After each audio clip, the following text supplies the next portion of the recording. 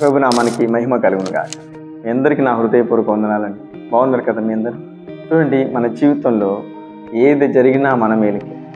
కీడు చేసే దేవుడు కానే కాదు ప్రభువైన యేసుక్రీస్తు.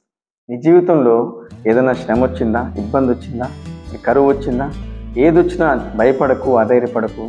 ప్రభు నీ మేలుకి ఏదో చేయబోతున్నాడని గ్రహించు. చూడండి, చాలా విషయాల్లో సంతోషం వచ్చినప్పుడు మనం ప్రభువును కొంచెం ఆరాధిస్తాం. కానీ దుఃఖంలో కూడా నువ్వు ఆరాధించగలిగితే, వేదనలో కూడా నువ్వు ఆరాధించగలిగితే ప్రభు యొక్క ఆశ్చర్యకారం నువ్వు చూస్తావు. ఒక మాట మీకు జ్ఞాపకం చేస్తాను.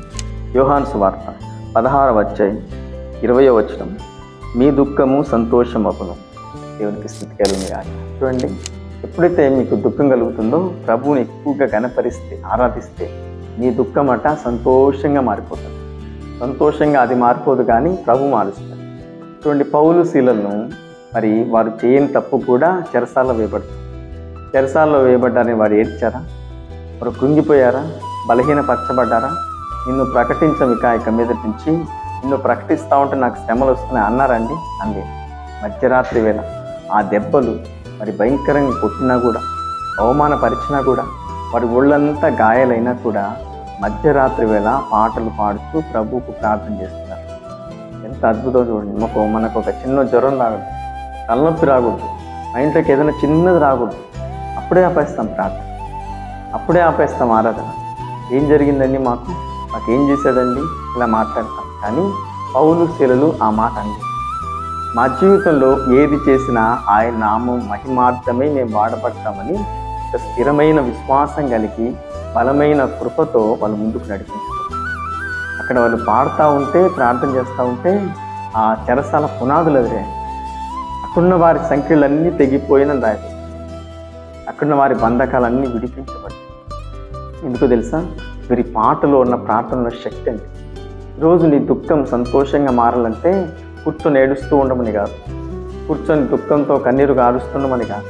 నీ దుఃఖంలో కూడా ప్రభువును మహింపరచగలిగితే, దుఃఖంలో కూడా ప్రభువును ఆరాధించగలిగితే నీ ద్వారా శక్తివంతమైన కార్యములు ప్రభు జరిగిస్తుంది.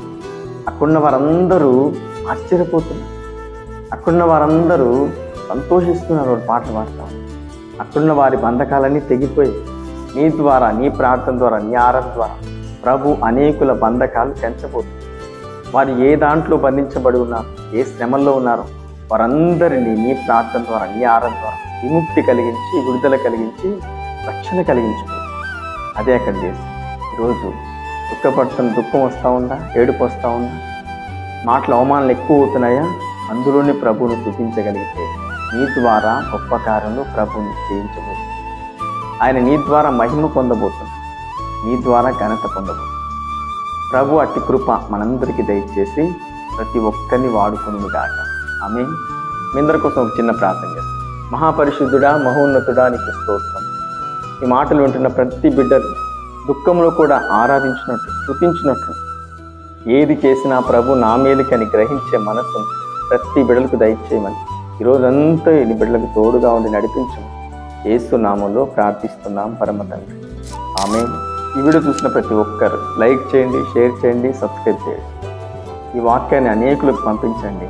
ప్రభు మీ జీవితాన్ని గొప్పగా దీవించునుగాక. ఆమేన్.